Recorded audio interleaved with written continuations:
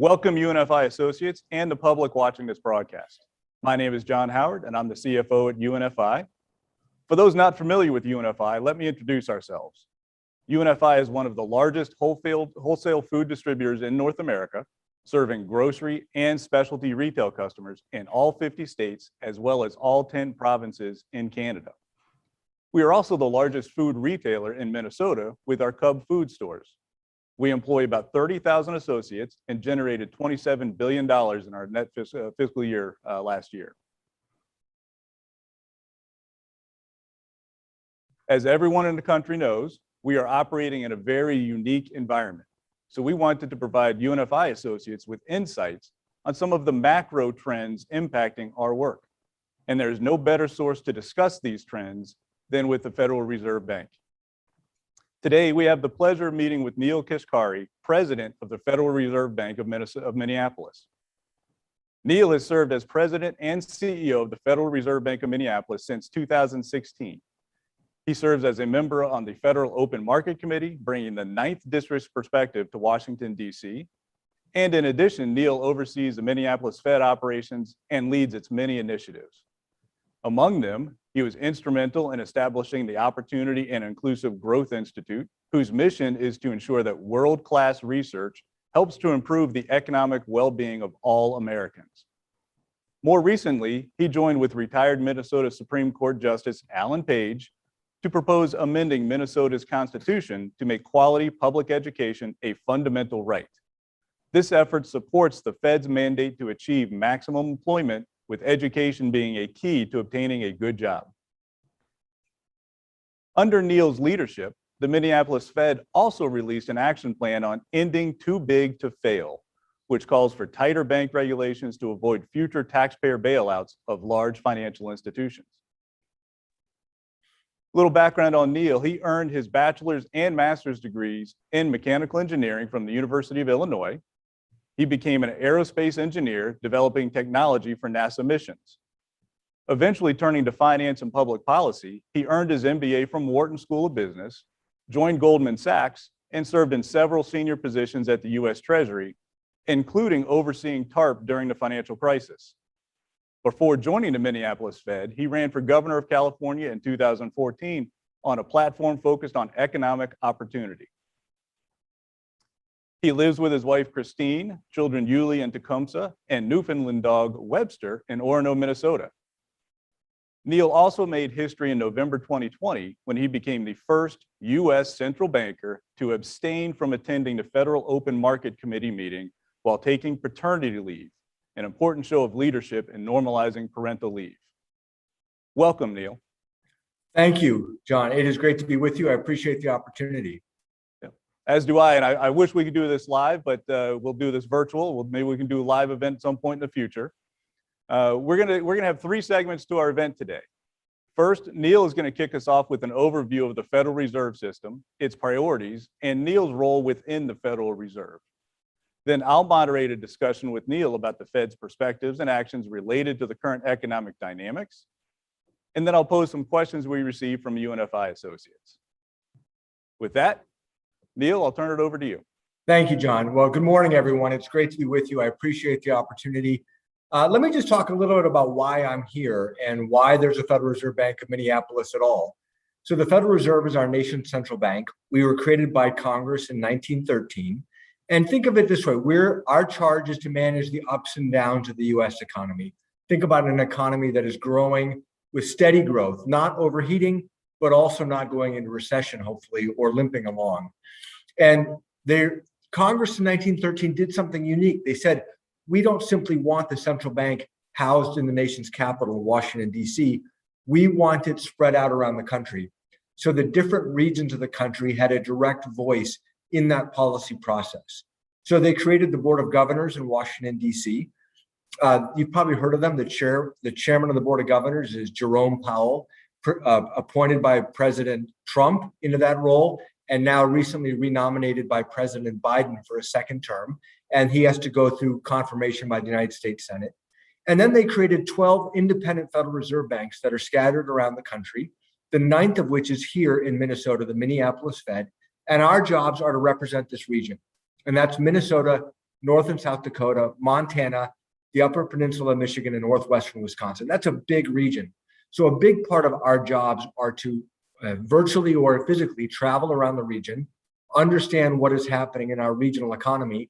And then when I go back to Washington, D.C. every 6 weeks for FOMC meetings, Federal Open Market Committee meetings, part of what I'm doing in those meetings is talking about what's happening here in our regional economy. Now, we cannot set a different monetary policy or a different interest rate for Minnesota versus California or New York. We all use the dollar, so it's the same monetary policy for the whole nation. But we want to make sure that this region has a voice in that process. So when we set monetary policy for the nation, we're part of that deliberation and we can come up with the right monetary policy for the country as a whole. And so opportunities like this to meet with leading businesses, leading employers in our region, they're a great opportunity for me, both to share with all of you what we're doing, but also to hear from John, hear from your colleagues about what you all are seeing every day in your markets and in the work that you all are doing. And so that's why I appreciate this opportunity, and I really look forward to having a robust, rich discussion.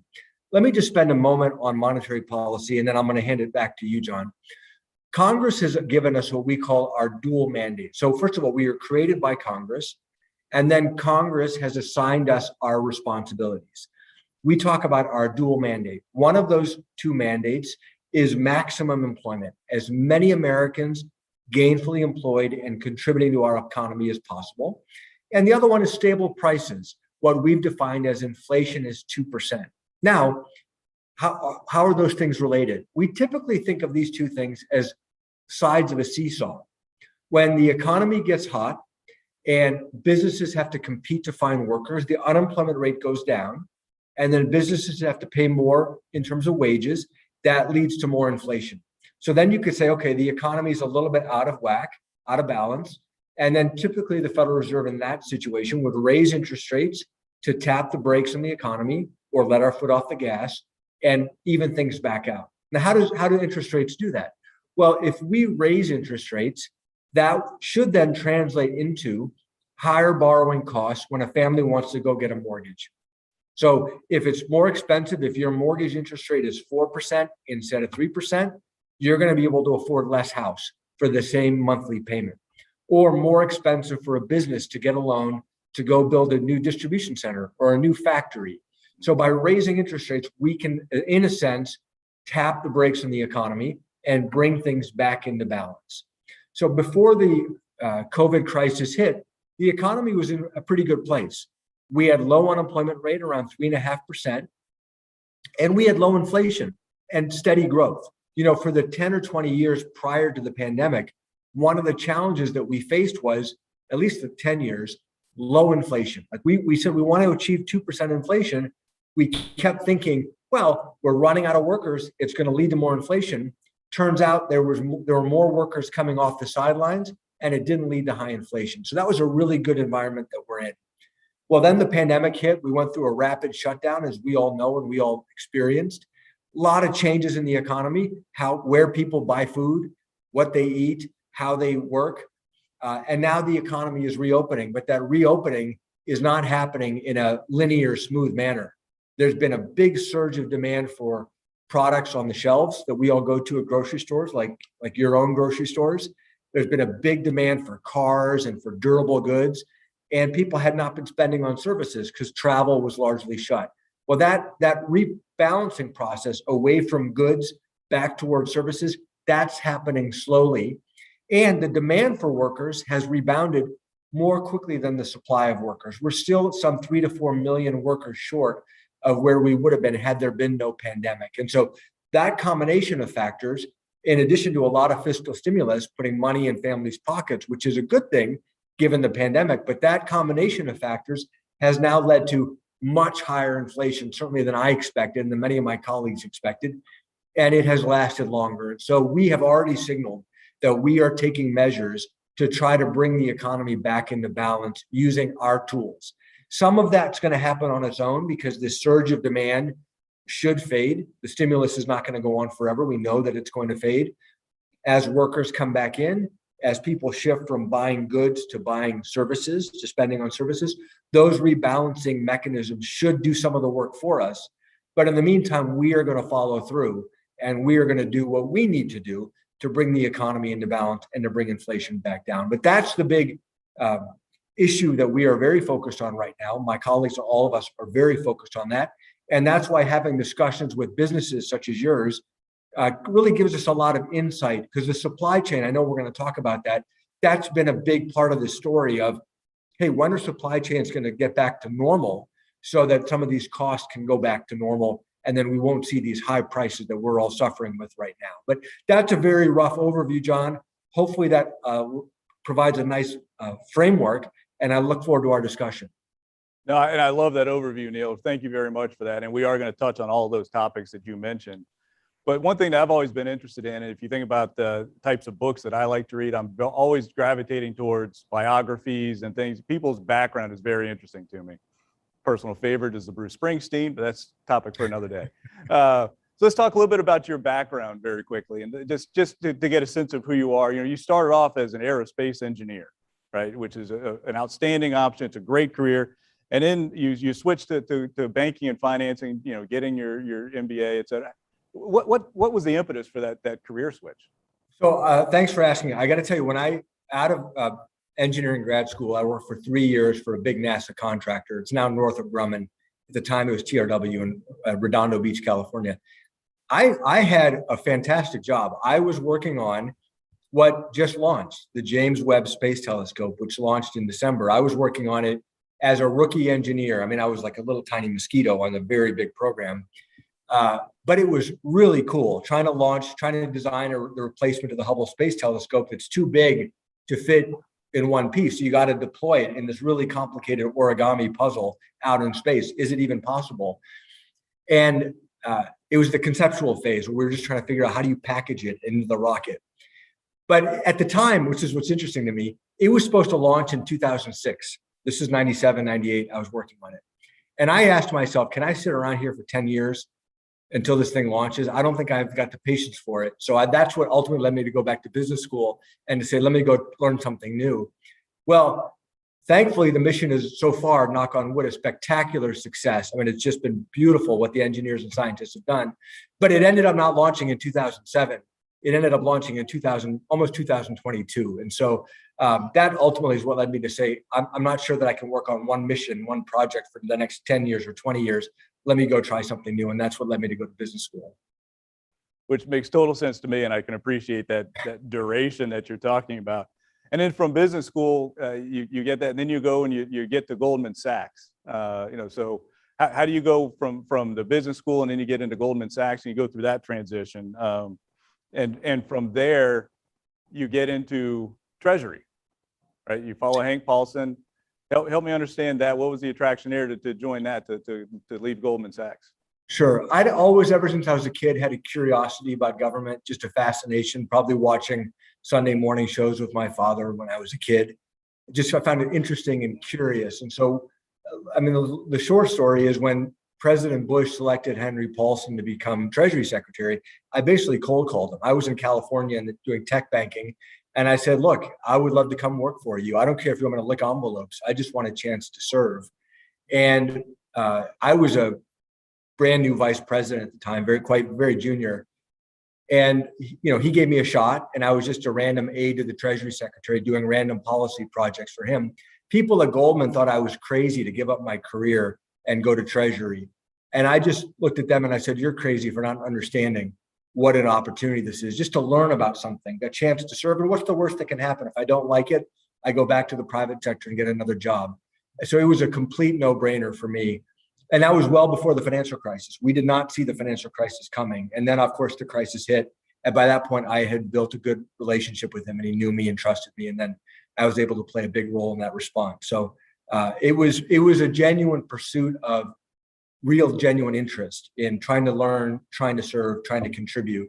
And that has been, my path has been this meandering path of my career.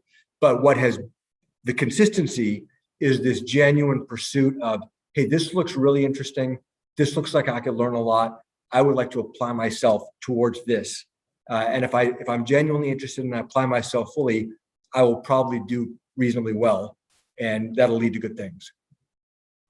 And I love that attitude. And I've try to follow similar theories myself. In 2008, you were put in charge of TARP, and at a pretty young age to be in charge of, what, $400 billion of spend. Help me understand what that's like to be 36, something along those lines. Yeah, 35. And in 35 and in charge of, $400+ billion. How does that feel? Well, honestly, the financial crisis felt like the economic equivalent of 9/11. We had a team of people who were desperately focused on trying to prevent the financial system from collapsing, where we would wake up one morning and be back in the Great Depression. So it focuses the mind. And I was part of a team. It was not like, hey, Neel, 35-year-old's in charge of everything. I was part of a team, and it was led by Secretary Paulson and then Fed Chairman Ben Bernanke, who I think were very complementary in their skills and their experiences. And so I'm really proud of the work that we all did together, the group of people that we put together to work on this. At the end of the day, we didn't know if it would be effective. It was our best shot. We were trying lots of things that none of us had ever done before. But the good news is the suite of things that we did ended up being effective. And it was just, let's do everything we can possibly think of. And that was the spirit of it. It wasn't about whose idea it is, or it's let's try everything we can to try to avoid this terrible outcome. And it ended up working much better than I think we had expected at the time. Yeah, I would agree with that. And in 2008, there was another unique aspect to your background, which many people may not know, which is you were nominated as one of 2008's People's Sexiest Man Alive. Is that correct? There was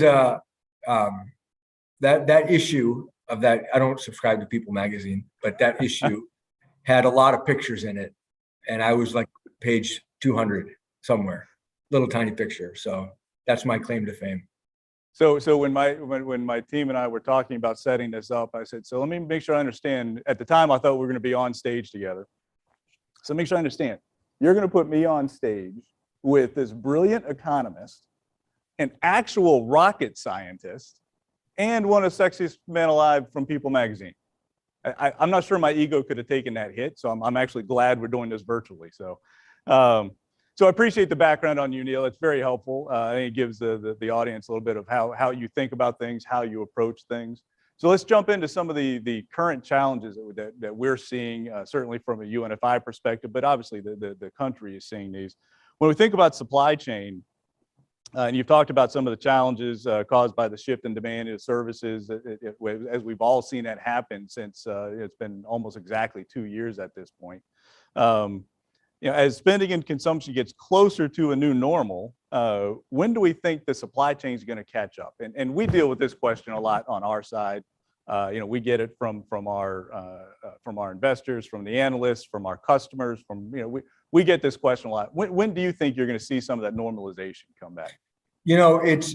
We are talking to a lot of businesses like yours to help you guide us. And the best information that I get, large global businesses that we talk to have reported that as soon as they put out one fire in one corner of their supply chain, something else is brewing somewhere else. And, it could be Omicron. When Omicron is spreading through Asia, now all of a sudden some factories are getting shut down in Asia, and that's gumming up supply chains here.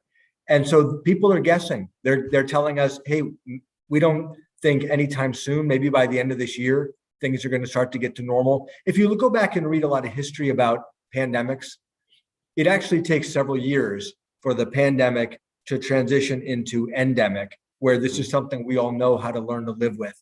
Now, I'll give you another example. And this is related to supply chains are partly about things getting gummed up and excess demand. It's also about workers. One of the 3 or 4 million workers going to come back in. I'm going to give you a personal story. My wife and I are fully vaccinated. We're boosted. We're very careful. Our children are young. My daughter's 3, my son is 1. They're both in daycare. They're too young to be vaccinated. Well, about 3 weeks ago, my daughter was sent home from daycare because there was an exposure in her class. One of her classmates had tested positive. So we had to bring her home and quarantine her. Okay, that disrupts our ability to work. Well, she did get COVID. So 2 days later, she had a fever. 3 days later, she tested positive. Then I got it. Then my wife got it. Then our son, the 1-year-old, got it. Now, thankfully, these were all mild cases. So that's the most important thing. But the disruption in my wife and my ability to do work, it's 3 weeks between when we had the initial quarantine and when my son is going to finally be able to go back to daycare. That's a 3-week hit. And my wife and I both have very good jobs that allow us to work remotely if we need to. Multiply that by millions of people across the country, many of whom do not have the luxury of the kind of jobs that we have. And all of a sudden I start to realize, wow, this is going to be a while before this is something we are all comfortable living with and say, hey, it's more like a cold or more like the flu than it is. So I think it's going to be a while for the supply chains to come back fully online. I also think it's going to be a while before the 3 or 4 million Americans who are not fully working right now, before they are able to fully come back to work. Yep, totally understand that. I'm glad your family has recovered well from COVID. I'm glad that's worked out. When we think about the Fed in general, and we see the supply chain challenges, are there levers that the Fed can pull to ease some of these constraints? Are there actions that can be taken? What are your thoughts on that? Not directly on the supply chains. There's 2 issues going on as I read it with supply chains. One is just the things that are gummed up because of a lack of workers and COVID, et cetera. But the other thing is demand is very high right now. In some cases, demand is exceeding pre-COVID demand. So it's not simply that supply chains are gummed up because of COVID. Demand is far exceeding what they were demanding before, and supply simply has not been able to meet that higher level of demand. We can do something about that part. So the way monetary policy works is we can soften demand by raising interest rates and by tightening financial conditions. That can help alleviate some of the excess demand, but that's not going to do anything to deal with, hey, the ports are jammed in part because there are not enough workers, or a factory in Asia is shut because of a COVID outbreak. There's nothing that we can do about that. But the demand side is something we do have the tools to help address. Yep. Got it. Good. Appreciate that. The Federal Reserve Bank of New York recently unveiled this new barometer, this new index. So when you think about that index, can you give us a little bit about that and how you plan on using that information from that new index? Yeah, so our colleagues in New York have come up with a thoughtful new index, which tries to take a lot of these factors. So what's the cost to ship commodities? What is the wait times for delivery? Various metrics in the US and globally, just to try to get a thermometer of how's the global supply chain environment doing. And you can look at it over time and see how it has changed. And you can see prior disruptions for weather events or natural disasters that have had some effect on supply chains. So it does seem like it is a useful barometer, and it is reading much more stressed levels than those prior episodes, like a natural disaster somewhere. If a hurricane hits the Gulf Coast, that can disrupt oil and gas production, that can disrupt refining, that can have an effect on supply chains. So those things will show up in the readings. But right now, the levels are much higher than we have seen in prior disaster episodes. And so it's just one more useful tool to try to quantify, hey, where are we relative to quote unquote normal? What's the trend happening? And I think things are getting better, but they're just getting better very slowly, is my read of it. And I'm not sure if that's consistent with what you all are seeing. Yeah, I was going to say, I think it is consistent. We've talked publicly about how people have continued, our suppliers have continued to move out the get well date. As the more information comes up, they have to adapt. They have to deal with labor challenges, all the things that you just mentioned, all the things that we all know about. They have to deal with those as well, and that just continues to kick that get well can down the road on us. And we're all hoping for the same outcome. We know it's going to come. It's just a function of when. So let's talk a little bit about labor, because that's another one for us. We've got 28,000 associates between our DCs around the country and Canada, our retail business largely in Minneapolis and in St. Paul area. So labor is obviously near and dear to our heart.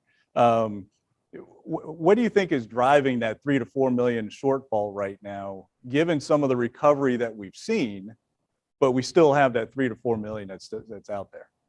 It's a complicated question. If we'd had this discussion a year ago or 9 months ago, I would have pointed to a few factors. I would have said We know that there are these enhanced unemployment benefits that are, if not creating an incentive not to go back to work, giving people the option of saying, hey, maybe I'll just wait for a little while before I go back. Schools were shut. And then, of course, fear of the virus. Well, those enhanced unemployment benefits are long gone. We saw no uptick in the data that all of a sudden there's this big surge of labor supply. Schools are mostly reopened, but a lot of families are experiencing what we just experienced, which is, yeah, they're open. My daycare was open, but my two children were out of it for 3 weeks, which had an effect on our ability to work. We also see some people who've retired early, actually quite a few people who've retired early as a result of the pandemic. And so it seems like it's a mix of different factors, from people caring for family members, either children or parents, as an example, or a sick relative, people who are still afraid of the virus. You have the Delta wave, now Omicron wave, and hopefully that's behind us. Hopefully people will feel more confident to go back into those in-person areas. So that's another factor. And then retirees. I mean, I'm optimistic. I think one of my lessons prior to the pandemic was that the vast majority of people want to work. If they can get a decent job at a decent salary, they want to work. And even people who we thought were retired, in many cases, they came back and they said, you know what, maybe I'm not going to work 40 hours a week, but I'll work 20 hours a week. And maybe things like Zoom will make it easier for people to work where they live, from where they live, in some type of hybrid environment. So I'm optimistic, but I think it's going to take a while, longer than I had hoped. In the last recovery after the financial crisis, it took 10 years to put everybody back to work. Now, I sure hope it doesn't take 10 years this time, but it seems like it's going to take more than 2 to get everybody back. When we think about that 3 to 4 million, do we have good processes to capture the gig economy associates that are sort of not following a traditional job path? We have some insight into that, and we can see that through different measures that some people are doing that, or they're doing that on the side of other jobs that they may have to try to supplement their income. But that is a factor that has changed the nature of work, that is going to be with us probably forever now. And I think we're always looking, and the government data scientists are always looking for ways of making their tools and their measurements more accurate. And so I know that's something that they are working on. Yep. Yeah, I think that's just, to your point, that's just going to become more and more prevalent. So I think that's going to just continue to grow as people either make multiple gig opportunities the job or use it to supplement something else. Yes. So when you peel back the onion on some of that labor data, Neel, is there any particular industry or pocket that's tighter than others? One thing in this tight, and by the way, for 30 years, maybe for 40, there's a balance between what we look at labor and capital, the owners of businesses versus labor. The share of income, of national income, that has been going to workers has been diminishing over the last 30 years. And in a sense, labor's power in the economy, and it's manifests itself in the labor union movement, but it manifests itself just in income. Labor's power, their share of the economy, has been diminishing for about 30 years for a bunch of factors, from technology, probably politics, a lot of different factors. Well, I think it's a healthy thing that the pendulum is swinging the other direction. People are long overdue for a raise, and it's nice that workers have choices now. So I think that's a good thing. And right now, what I'm seeing is that there's a lot of churn in the labor market, and people are moving away from some of the toughest jobs into better work environments. And I'll give you an example. We hear a lot about, boy, it's hard to find long-haul truckers. And then I saw a labor representative who represents long-haul truckers, and he said something like, I'm paraphrasing, stop complaining that you can't find long-haul truckers. These jobs stink. It is hard to be away from your family for a week at a time. And so you want more long-haul truckers, make the job better or make it pay better. Versus people are saying, hey, if I can drive locally, I can sleep in my own bed. And that's a better overall work environment for me and for my family. Or another example, you're seeing childcare workers way down relative to pre-pandemic. And in Minnesota, prior to the pandemic, we were seeing home-based childcare centers going away. And when we analyzed it, it was because if you looked at the take-home pay of a home childcare provider, they made roughly minimum wage after all that hard work and all that headache. And they said, well, wait, I can go to Cub Foods and make more than that, or I can go to Target, or I can go to Walmart. Why would I go through all this heartache if I can get a higher salary and an easier, better work-life balance working somewhere else?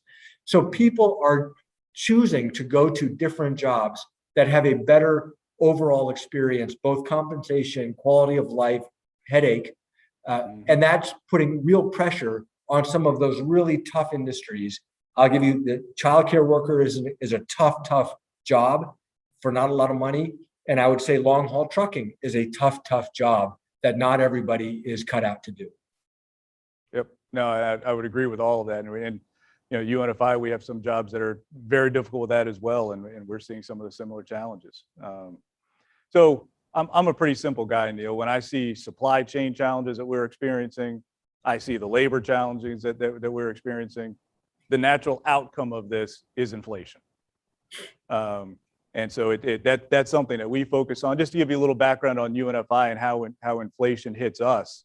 Certainly the way our business, most of our contracts are structured, it's on a cost plus basis. So when the product comes in from one of our suppliers at X dollars and inflation is driving their costs up, they charge us more. We get to charge on a cost plus basis to our customers, for most of our customers. And we work with our suppliers to try to find opportunities through information coming from them per our contracts on when price increases are coming, looking for ways to leverage that so we can better serve our customers and better manage that inflationary impact to our customers. But then if you look through the rest of the P&L, it's not just a top line. We get a little bit of a gross margin lift because of that spread, that cost plus. You do the algebraic math on it, you get a little spread.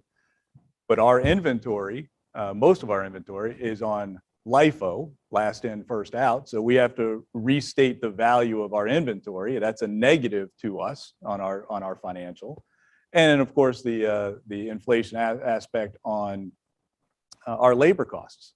As they go up, we get a negative. So if you think about our P&L, it hits all parts of our P&L.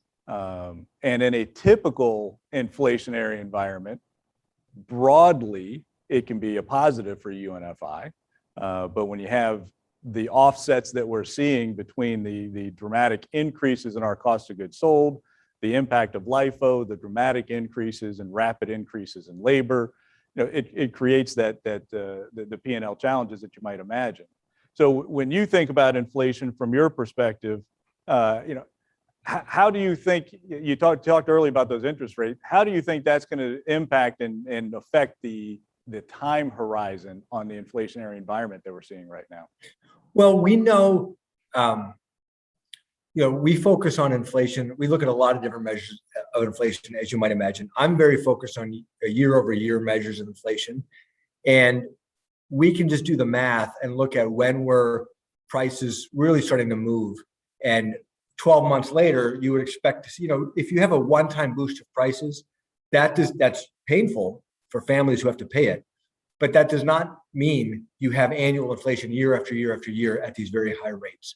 So most public sector or most private forecasters estimate that inflation by the end of this year will probably be around the 3% number. So well below where we are right now. So just the math of that suggests inflation should start coming down over the course of this year. Now, obviously, if supply chains continue to be disrupted or get worse, as an example, or if there's another wave of the virus that keeps labor supply on the sidelines, we'll have to reassess. But my guess is that by the end of this year, we're not going to be back to our 2% target by the end of this year. But by the end of this year, we should be well on our way back towards that. And that, obviously, I hope that is in fact the case, but we're going to watch the data over the next 6 months to see, are we in fact headed in that direction?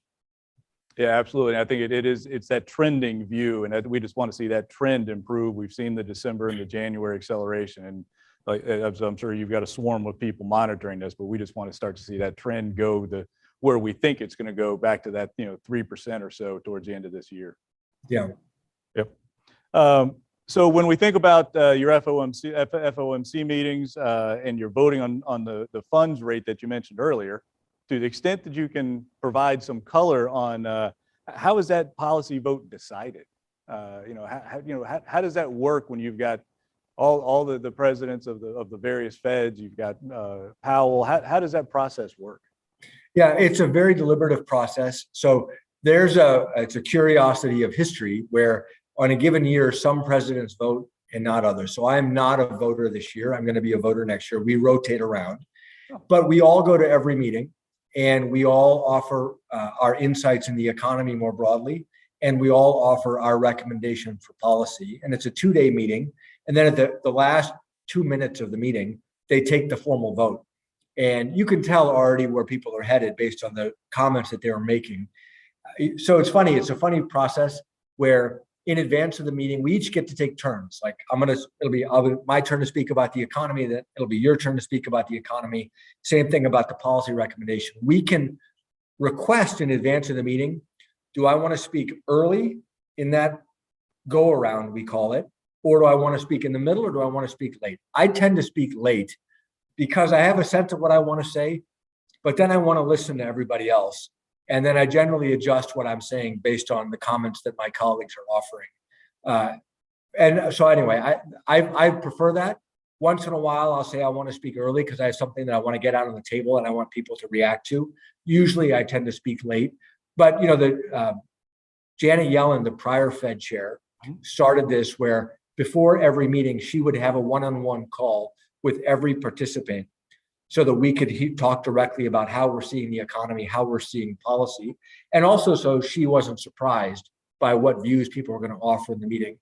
Chairman Powell, Jay Powell, has continued that practice, and we all really appreciate it because it's great to be able to speak with him one-on-one, hear from him directly, what's he focused on, what is most important to him, offer my same thoughts. I usually learn in those conversations, and that just makes me even better prepared when I go to the meeting. I'll say one more thing.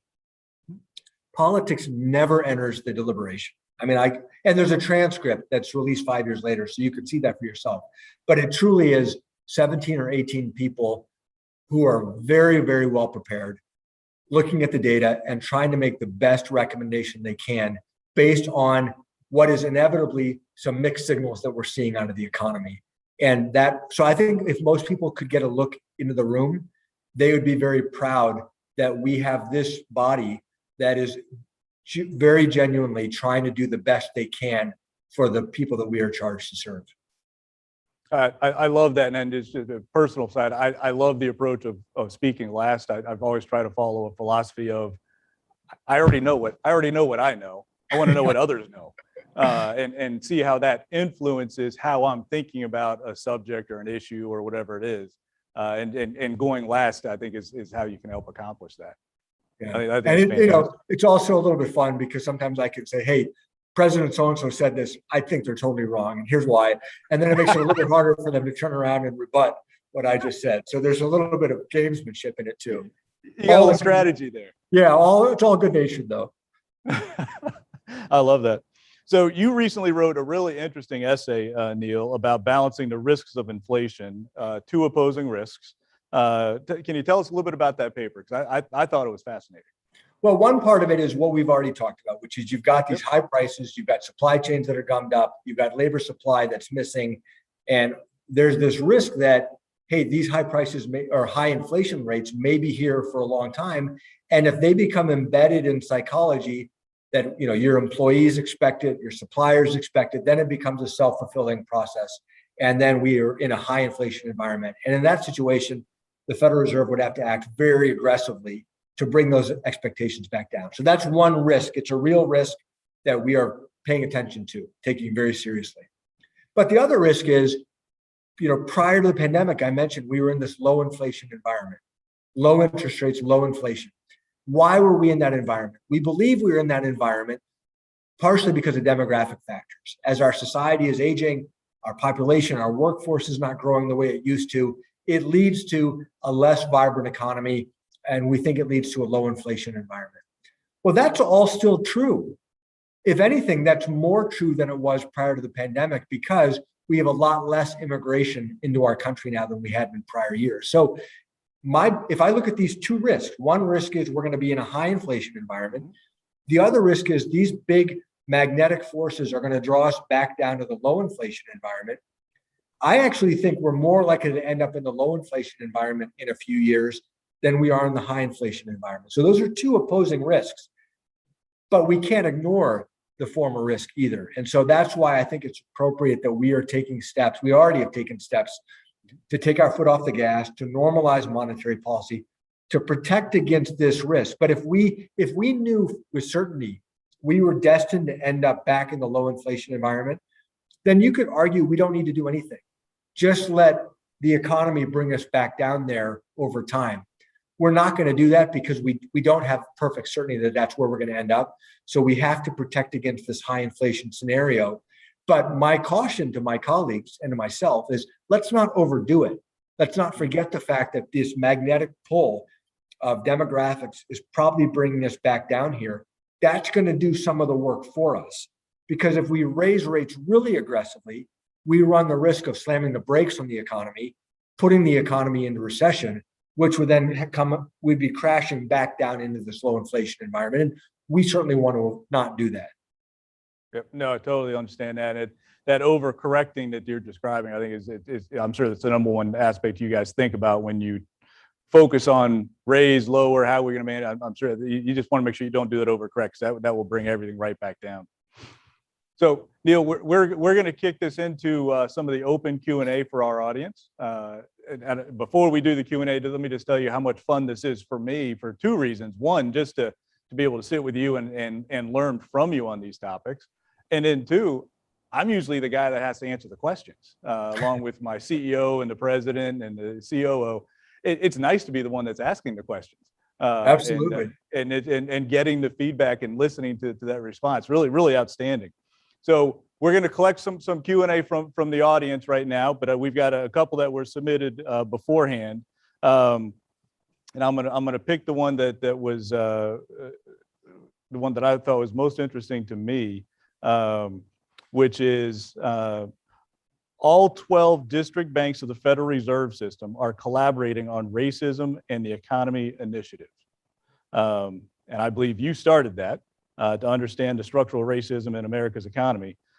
Can you talk a little bit more about the initiative and what the Fed is trying to achieve? And when I say that, I'm going to give two aspects of color as to why it's near and dear to the hearts here at UNFI, not just mine. One is being Minneapolis based, we obviously are very familiar with George Floyd's murder and the challenges, et cetera. And we're not going to rehash that, but that certainly was an impetus for a lot of positive change. And then two, our CEO, Sandy Douglas, and the entire senior leadership team have been heavily focused on D&I initiatives and driving that diversity and inclusion. Although our CEO, I think, properly says inclusion and diversity. You have to have the first before you can get to the second. So we are heavily focused on that. And I'd love to hear your thoughts on that. Yeah, thanks for asking it. So actually, the tragedy of George Floyd's murder was the impetus for the series. After George Floyd was murdered, our office is downtown Minneapolis, and we live here and part of the community. My colleagues and I at Minneapolis Fed asked each other, what more can we do? We've had diversity and inclusion initiatives for a long time. We have our Opportunity Inclusive Growth Institute doing research on economic inclusion, but we asked, what more could we do? And I reached out to my colleague, Raphael Bostic at the Atlanta Fed. Atlanta is an epicenter of many of these issues, just as much as Minneapolis is. And I said, is there something our two banks could do together? And we brainstormed the series of, let's just do a very honest assessment of racial barriers to economic inclusion in many sectors of the economy, in the labor market, in healthcare, in education, in criminal justice, in housing. We then brought in some colleagues at Boston, from the Boston Fed, and we launched the series. And before we knew it, all of our colleagues around the Federal Reserve System, all the other 11 reserve banks, said we want to be part of it too. So all 12 Federal Reserve banks sponsored the series. All 12 presidents participated in the series. And we brought on board experts from around the country across the political spectrum. I was really pleased that former Republican Senate Majority Leader Bill Frist, who's a physician and a healthcare expert, spoke passionately about racial barriers in healthcare and how those need to be addressed. And so, there's some of these things we can internalize in the Fed and what we do to make sure that we're operating with as inclusive intention as possible. But some of this is well outside of the scope of the Fed. And we were using our platform as a convener to bring these experts to shine a light on these issues. I mean, in no way are we done. I think if anything, it just opened our eyes to how much more work is needed. But I was really pleased that all 12 reserve banks came together and said, this is really important. And we're gonna dive in with both feet to see what we can do to make a contribution. Yeah, first of all, and I love the initiative. I applaud that. I think it's almost heartwarming to see all 12 unite the way you're describing.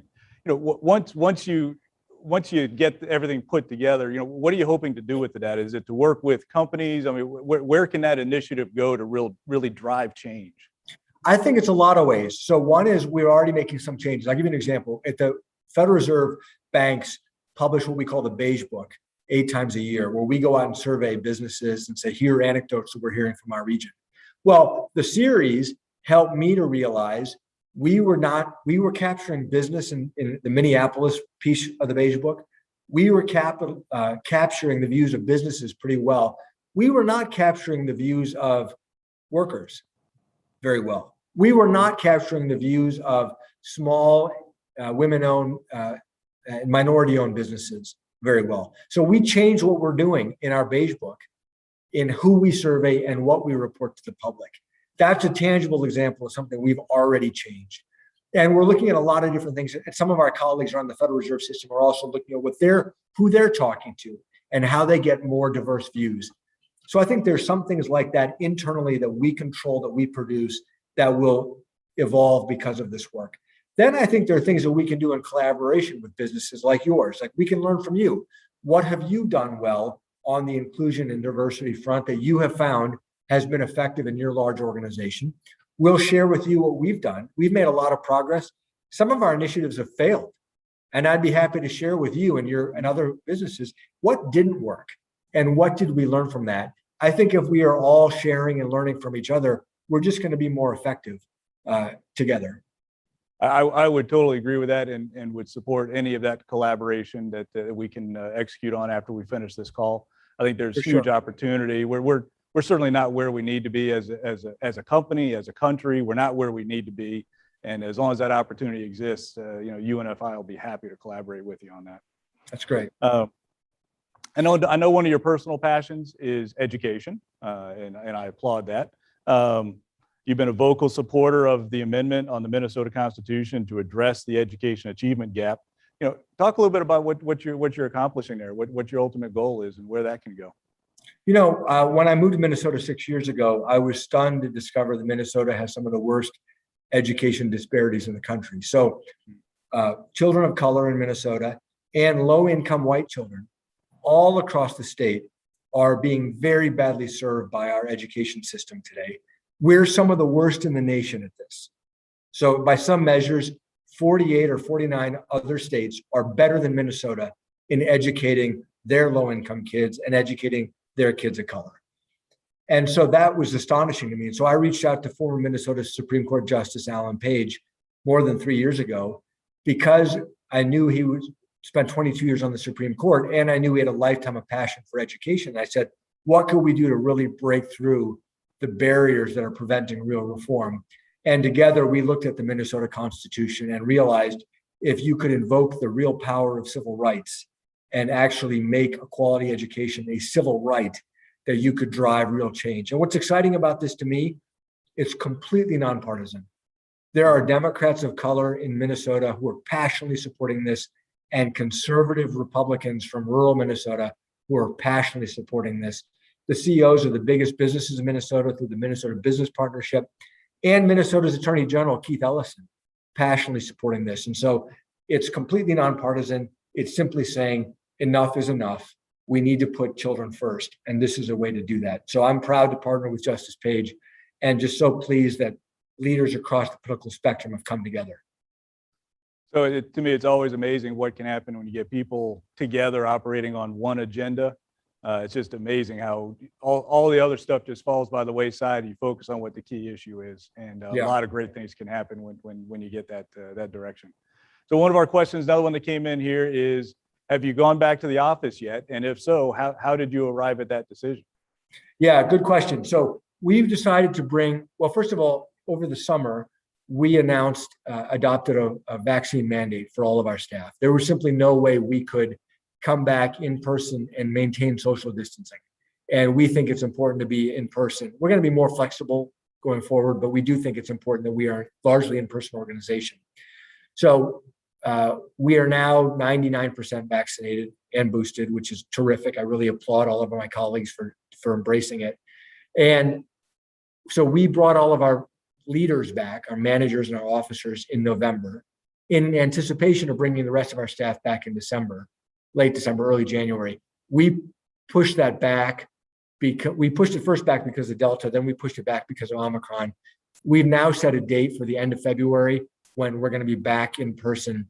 And we feel very good about that date. Looking at the trends of Omicron, looking at the hospitals and whatnot, we're all trending in the right direction. You know, our office is going to be, in terms of COVID, about the safest place you can work, given that 99% of us are going to be, fully vaccinated. And so I'm excited to see everybody back. I can't believe it's been 2 years, but we'll see. I'm sure there are going to be some hiccups along the way. There always are, but I'm excited about it.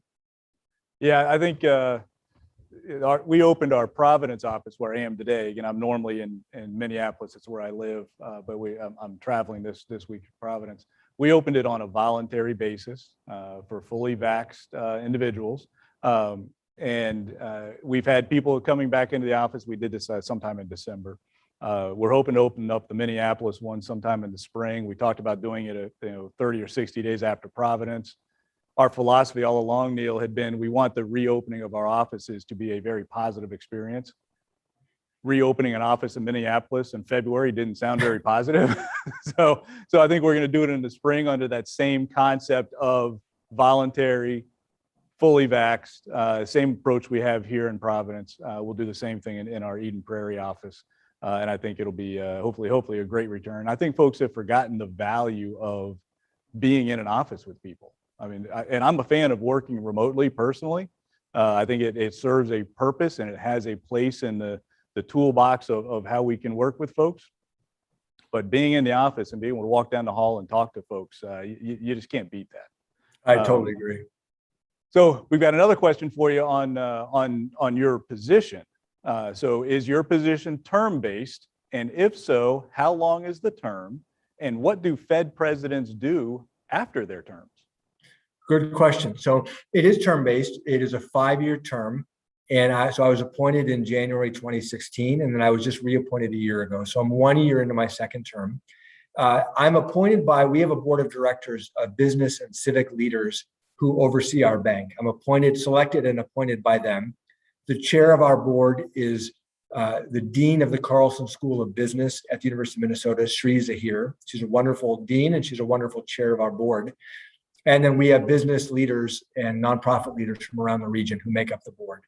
And so the hard stop for me, if they're happy with my performance, and by the way, my appointment and my reappointment is subject to approval from the Board of Governors in Washington. So my board gets to make the recommendation, but the Board of Governors in Washington have to second the appointment.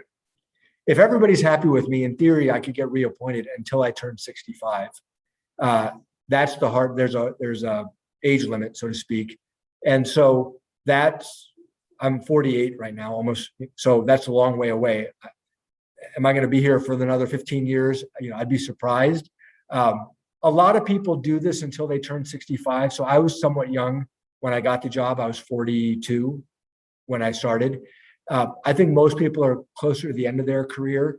So for most people, they will retire after serving as a Fed president. So they'll serve, let's say they join when they're 55, they'll serve till they're 65, and then they'll often retire or maybe go on some boards at that point. We'll see. I'm loving what I'm doing. I'm learning a ton. I'm working with wonderful people, getting to meet really interesting people like you. So I'm not looking to go anywhere anytime soon, but who knows what the future holds. Yep. No, I understand. Neel, I really appreciate your time this morning, very much so. It's been a pleasure talking with you. I know you're a busy person. I love that you're at the helm of the Minneapolis Fed. Thank you for that. Thank you for what you're doing for the country and the financing industry. And I'd like to thank the UNFI team, Andrew Pearson, Colleen Trahan, Dean Dolan, and others. I'm sure I'm forgetting, and I apologize. But just for coordinating this with your team, and to thank your team as well. And at some point, Neel, when everything is normalized, I'd love to sit down, grab some coffee with you, and just continue to chat. Absolutely. This is a great discussion, John. I really appreciate it and look forward to meeting in person.